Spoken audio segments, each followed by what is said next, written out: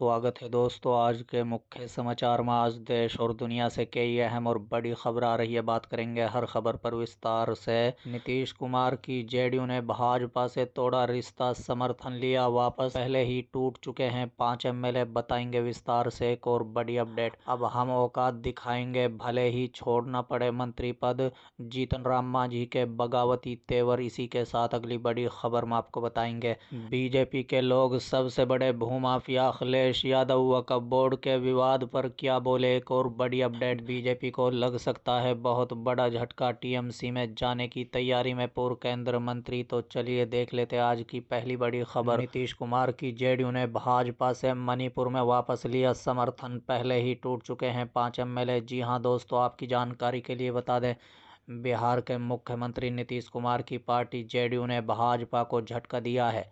JDU ने पूर्वोत्तर राज्य मणिपुर में भाजपा सरकार से समर्थन वापस ले लिया है। 60 सीटों वाली असेंबली में भाजपा के पास बहुमत से कहीं ज्यादा 37 सीटें हैं, लेकिन एक सीट वाली जेडीयू भी उसके साथ ही थी। बता दें, लेकिन अब नीतीश कुमार की पार्टी ने भाजपा सरकार से अलग होने का फैसला लिया है।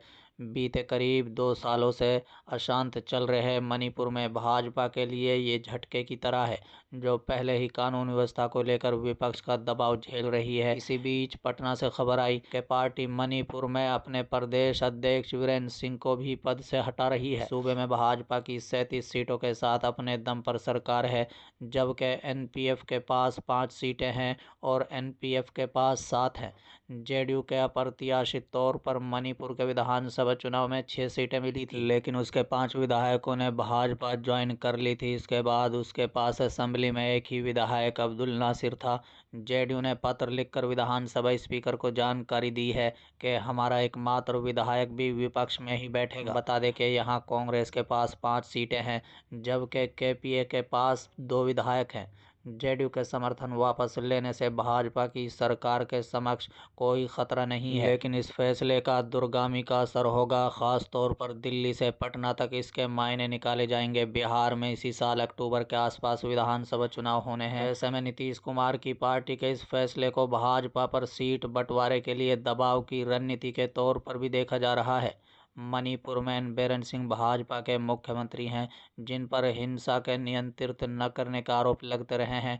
विपक्ष की ओर से लगातार उन्हें हटाने की मांग होती रही है, लेकिन भाजपा ने उन्हें लगातार मुख्यमंत्री बनाए रखा है। चलिए अगली खबर। अब हम औकात दिखाएंगे भले ही छोड़ना पड़े मंत्री पद, जीतन राम मांझी के बगावती सुर। जी हां दोस्तों, आपकी जानकारी के लिए बता दें कि दिल्ली विधानसभा चुनाव में जीतन राम मांझी की पार्टी को सीट नहीं मिलने पर खासा नाराज चल रहे हैं। इसके पहले बिहार में राष्ट्रीय जनतांत्रिक गठबंधन के सहयोगी और हिंदुस्तानी अवाम मोर्चा के झारखंड के चुनाव में भी सीट नहीं मिली थी। आपकी जानकारी के लिए बता दें, उन्होंने आरोप लगाया कि उनकी पार्टी को इन राज्यों में टिकट इसलिए नहीं दिया गया क्योंकि उन्हें राजनीतिक ताकत के रूप में नजरअंदाज किया गया। मांझी का कहना है कि बिहार में मुसहर और भैया समाज की बड़ी आबादी है और उनकी राजनीतिक ताकत को अब अनदेखा नहीं किया जा सकता। बीजेपी ने झारखंड में चिराग पासवान की लोक जनशक्ति पार्टी को 1 सीट दी थी, जबकि दिल्ली में भी उसकी पार्टी को चुनाव लड़ना था।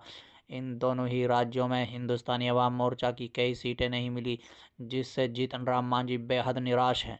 इस मुद्दे पर उन्होंने मुंगेर के जमालपुर में आयोजित कार्यकर्ता सम्मेलन में कहा कि हमारे कार्यक्रमों में भीड़ जुट रही है, लोग हमारे साथ हैं, तो फिर हमें सीट क्यों नहीं दी गई। मांझी ने आगे कहा है कि हम कोई ज़्यादा सीट नहीं मांग रहे हैं, बस अपनी राजनीतिक ताकत के हिसाब से हमें सीट दी जाए। अगर हमारी पार्टी को टिकट नहीं मिलेगा तो हमें यह स्थिति बर्दाश्त नहीं होगी। लगता है कि हमें अपनी औकात दिखानी पड़ेगी और हो सकता है कि हमें मोदी सरकार की कैबिनेट से इस्तीफा भी देना पड़े। चलिए अगली खबर। बीजेपी के लोग सबसे बड़े भूमाफिया अखिलेश यादव वक्फ बोर्ड के विवाद पर क्या बोले। जी हां दोस्तों, आपकी जानकारी के लिए बता दें, सपा प्रमुख अखिलेश यादव ने बीजेपी पर बड़ा आरोप लगाया है। उन्होंने कहा है कि भारतीय जनता पार्टी के जमीन मिल जाए वहीं लग जाते हैं। भारतीय जनता पार्टी सबसे बड़ी भूमाफिया है। प्रभु श्री राम की धरती पर जितनी रजिस्ट्री हुई है सब भाजपाई की है। बता दें, नोएडा में जितनी रजिस्ट्री हुई है उनमें सब भाजपाई हैं। ये लोग सबसे बड़े भूमाफिया हैं। वक्फ बोर्ड के विवाद को ये ख़त्म नहीं करना चाहते, विवाद को और बढ़ाना चाहते हैं। आपस में नफरत कैसे बढ़े, ये बीजेपी का काम है। मिल्कपुरी उपचुनाव प्रचार पर अखिलेश यादव ने कहा है कि हम बहुत जल्द ही वहां प्रचार के लिए जा रहे हैं, हम सब मिलकर मिल्कपुरी का चुनाव जीतेंगे। भारतीय जनता पार्टी ने अपनी पुलिस वहां आगे कर दी है।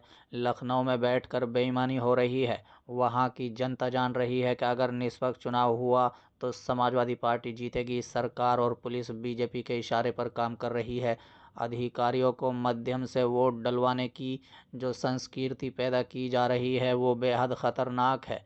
वर्शिप एक्ट पर अखिलेश यादव ने कहा कि हमें सभी धर्म का सम्मान करना चाहिए। ये देश तभी है जब सब धर्म का सम्मान करें। ये पंथ निरपेक्ष देश है। भारतीय जनता पार्टी समय समय पर ऐसा काम करती है जिससे समाज में नफरत बढ़े। उनको बेरोजगारी पर कोई बात नहीं करनी है, उनको गरीबी पर कोई बात नहीं करनी है, उनको देश के विकास के बारे में कोई बात नहीं करनी है।